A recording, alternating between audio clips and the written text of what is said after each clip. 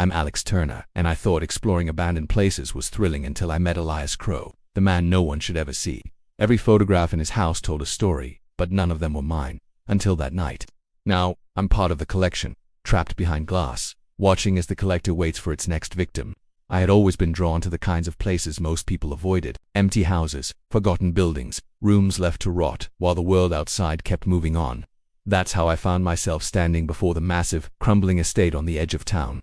People whispered about it, though never in detail. They called it the Collector's House, as if that title alone carried its own warning. I should have listened, but something about the silence around it pulled me closer. The trees leaned inward as if shielding the house from view, and even the birds avoided its roof. When I crossed the threshold, the air felt different, heavy in my lungs, like stepping underwater.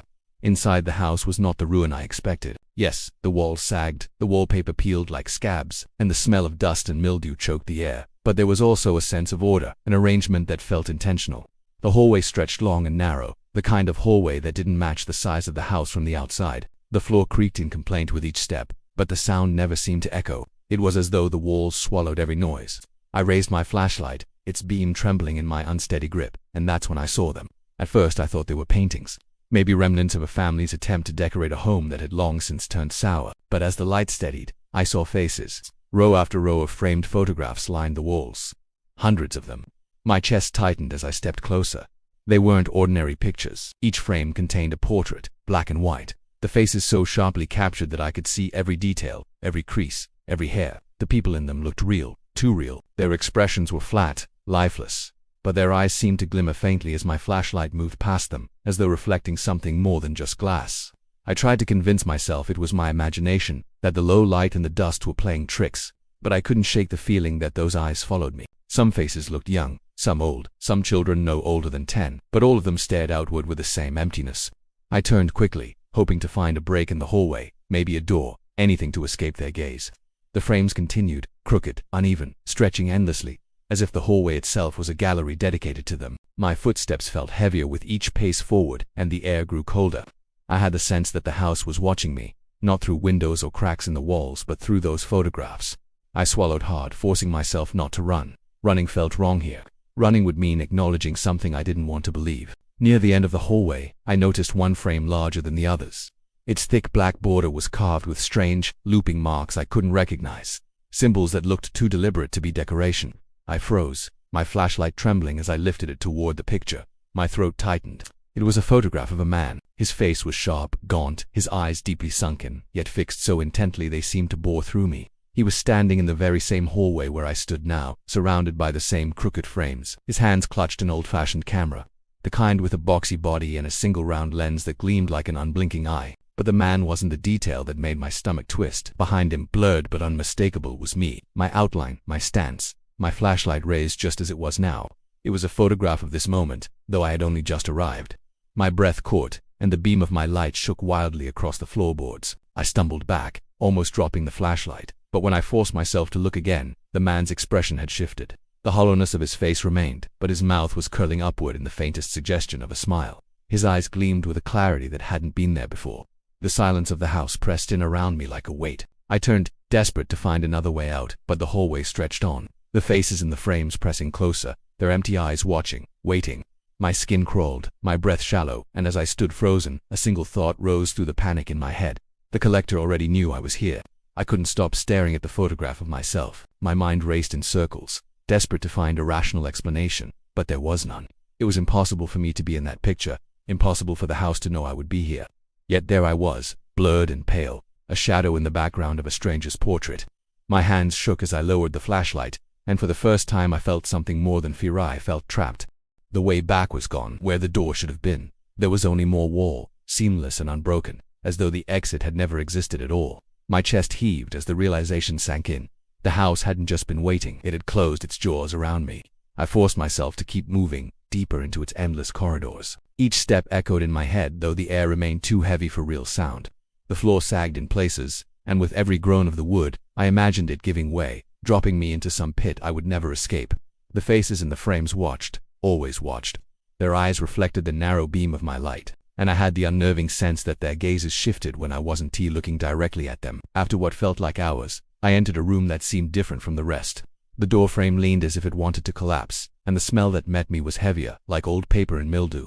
It was a study, cramped and dim, with shelves pressing in from every wall. The shelves sagged beneath the weight of books, journals, and ledgers stacked in uneven towers. A desk squatted in the center, its surface cluttered with sheets of yellowed paper curling at the edges. I moved closer, brushing away a thick coat of dust. My flashlight revealed words scrawled across the pages in dark ink. Lists, endless lists. Each line bore a name, a date, and short notes I didn't fully understand. Some names had been crossed out with bold, angry strokes. Others had symbols beside them, marks that looked almost ritualistic. The handwriting was neat, deliberate, and patient, as though whoever wrote them had taken great care. I flipped one page after another, my heart pounding faster with every name I scanned. Then I froze, my breath hitched as though my lungs refused to keep working. My name was there, written clearly, the ink darker, fresher than all the rest. The date beside it was today. The paper trembled in my shaking hands. My eyes scanned the line again and again, hoping I had misread, hoping it was someone else with the same name. But deep down I knew the truth. The collector had written me down before I even stepped inside. I was part of this place already.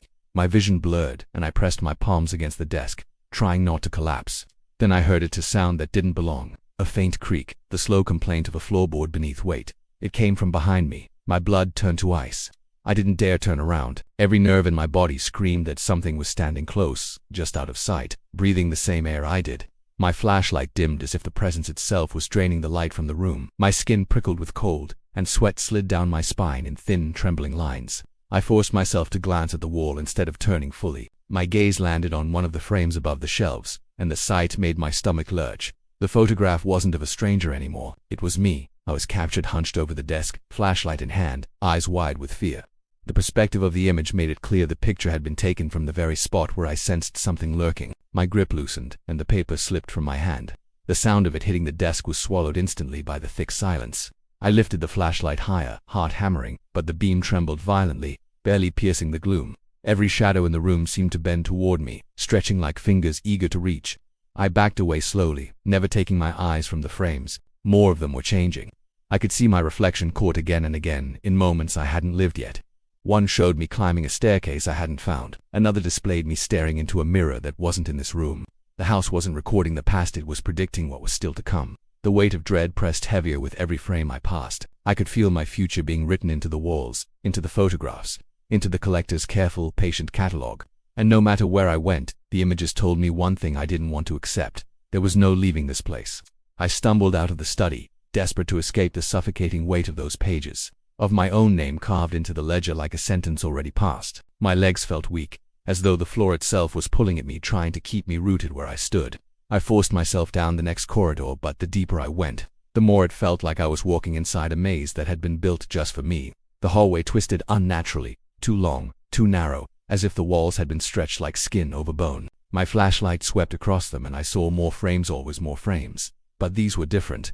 The photographs had begun to change. Instead of strangers staring out with hollow eyes, I began to see myself again. Not once, not twice, but dozens of times. Each frame caught me in a different position, a different place inside this house I hadn't even reached yet.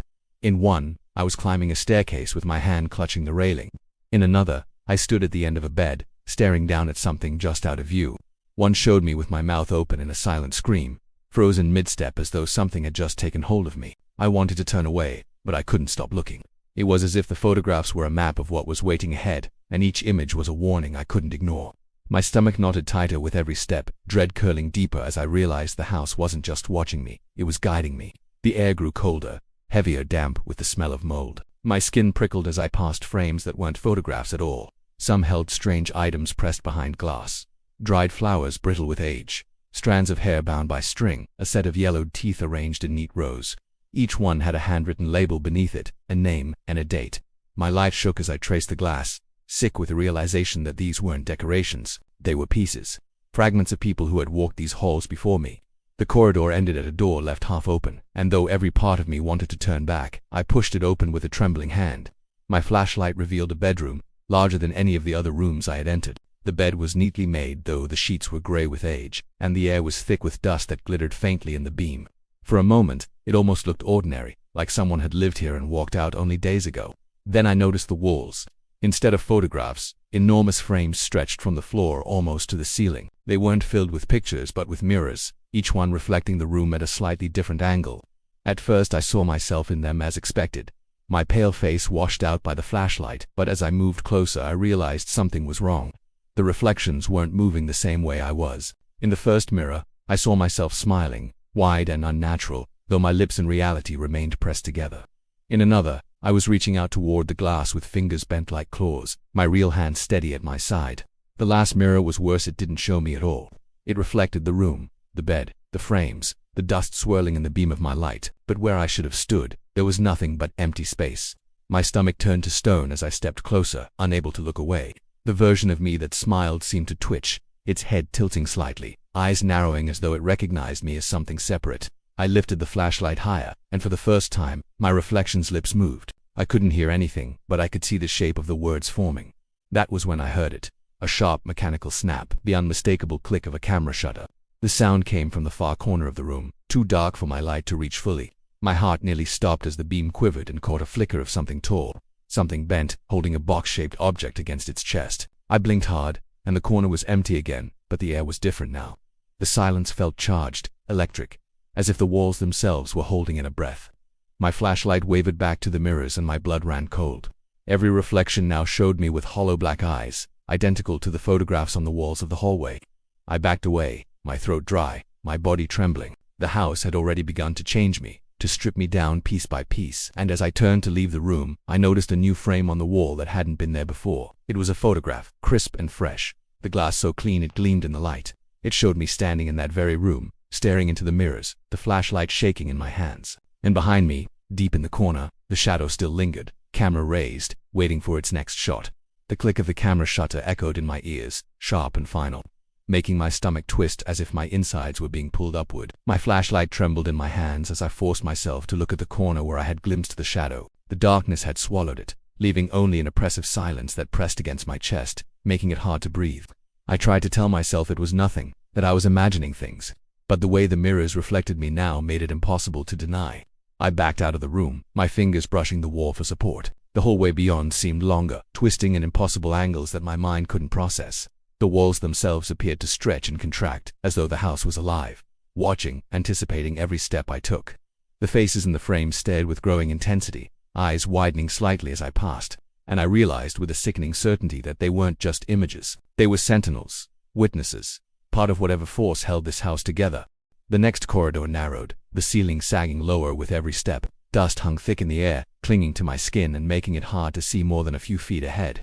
I felt my pulse in my throat, each beat hammering louder than the last. My flashlight caught glimpses of more frames along the walls, but these weren't photographs of strangers anymore. Every single one depicted me. I froze as I recognized myself in the images, captured in positions I hadn't yet been in, or so I thought. One frame showed me reaching toward the ceiling, another crouched over a pile of books in a study I hadn't found yet, and one made my stomach drop. A photograph of me standing at the foot of a bed in a room I hadn't entered, staring at something just out of view. A floorboard creaked behind me. My heart leaped into my throat. I didn't dare turn. Every instinct screamed at me to run, but my legs felt heavy, unwilling to obey. The corridor seemed endless, each step swallowed by the oppressive silence. My flashlight flickered, casting long, trembling shadows that seemed to move on their own, reaching out toward me like dark fingers. I forced myself onward and finally stumbled into a door left ajar. Beyond it was a basement, the air thick with mildew and something far fouler, something almost metallic. The room smelled of damp earth and rust, and the walls were lined with shelves stacked with boxes. I stepped closer, my flashlight illuminating the first few layers of cardboard, and the closer I looked, the more my stomach churned.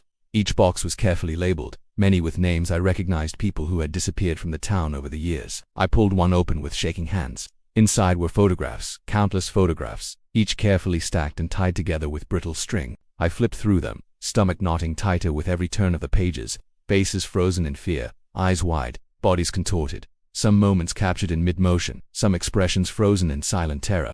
I recognized a few of the faces from old missing persons reports, and then I found the last bundle. My hands trembled as I untied the string, my eyes scanning the photographs inside. Every image was of me, not just from tonight, but from moments I hadn't lived yet, places I hadn't yet walked inside the house.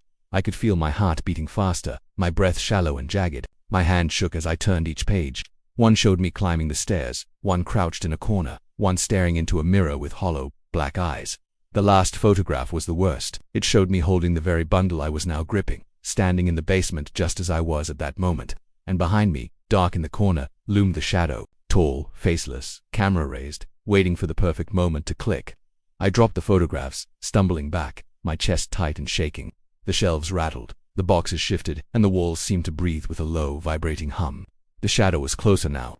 I could feel its presence pressing against me, heavy and suffocating. My flashlight faltered, dimming to nearly nothing, and the air grew colder, heavy with a weight I could not move. I pressed myself against the far wall, trying to make myself small, to disappear. But I knew it was too late. The house had catalogued me, tracked me, and it was patient. The collector didn't rush, it waited, and now it had me exactly where it wanted. The last thing I saw before the light died completely was the box-shaped camera, floating just above the floor, lens aimed directly at me. I wanted to scream, to run, but my body would not obey. The click of the shutter rang out once more, sharp, echoing, and absolute. I realized then that this was not about taking pictures, it was about capturing life, one frame at a time, and in that instant I understood the full weight of the collector's patience. The click of the camera shutter still rang in my ears, though there was no sound now, only the memory of it vibrating through my chest.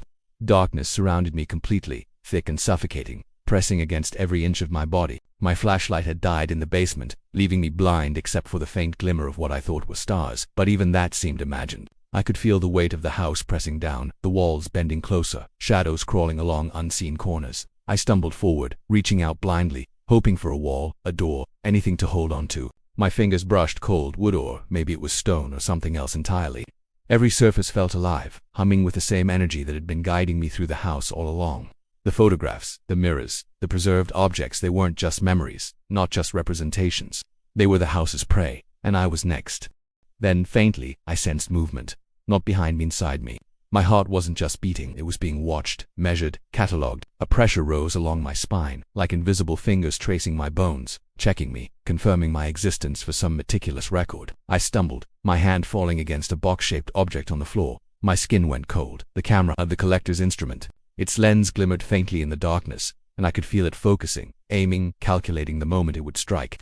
I tried to move, but my legs refused to carry me. Panic twisted in my stomach. Every instinct screamed to flee, yet the house had me, and it had been patient long enough to ensure I could not escape. I pressed my back against the wall, lungs burning, eyes straining, but I could see nothing beyond the darkness that had swallowed everything. Then it happened. A soft shuffling sound, deliberate, creeping along the floor. I felt it first as a vibration, low and steady, moving closer. The hairs on my arms rose. I turned my head toward where I thought the sound came from, and in that instant I realized the truth. The house wasn't just containing me. It wasn't just watching, it had already begun to replace me. I felt a pressure in my chest, a pulling sensation, as though something invisible was lifting me, separating my body from what I had always known as myself. I could hear the faintest whisper, or maybe it was the house itself, murmuring, cataloging, confirming my place in its collection. I was being removed from the world, step by step, frame by frame, my essence already slipping into the walls, the mirrors, the photographs, the very objects I had seen before. Then my vision cleared, but not in the way I expected. I was no longer in the basement. I was behind glass. Not a window, not a mirror, but a frame. I could see outward, the room beyond familiar yet alien.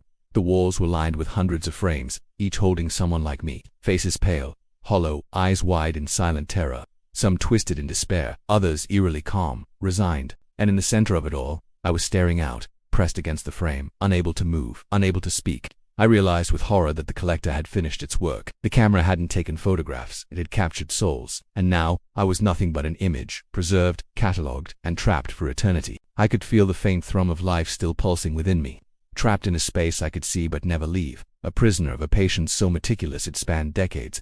And then I noticed something worse. Across the room, other frames shimmered, and in one of them I could see someone moving, someone new. The frame blurred as if trying to capture someone just arriving. Someone stepping unwittingly into the house's grip. I understood the truth then, bitter and sharp.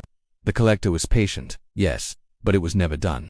Its collection was endless, expanding with every moment, reaching out beyond the walls, beyond the house. Even now I can feel it, the faint pressure of the frame against my skin, the distant sound of shutters clicking, the low hum of the house cataloging yet another life. My existence is preserved, yet incomplete, watching, trapped, and I know that soon, someone else will arrive. They will wander these halls, see the photographs, see the mirrors, and think they are merely exploring. But the collector will already be watching, already patient, already waiting. I am part of the collection now, but the horror is not just mine. The house does not forget, and it never stops. You might see the windows from the street, Hear the birds avoiding its roof, but that is only the beginning. Step inside, and it will see you. It will catalog you, and one day, you might find yourself pressed behind glass, staring out into a world you can never touch again. The truth lingers like a shadow you can't shake. The collector is patient, the house is hungry, and its collection is never complete.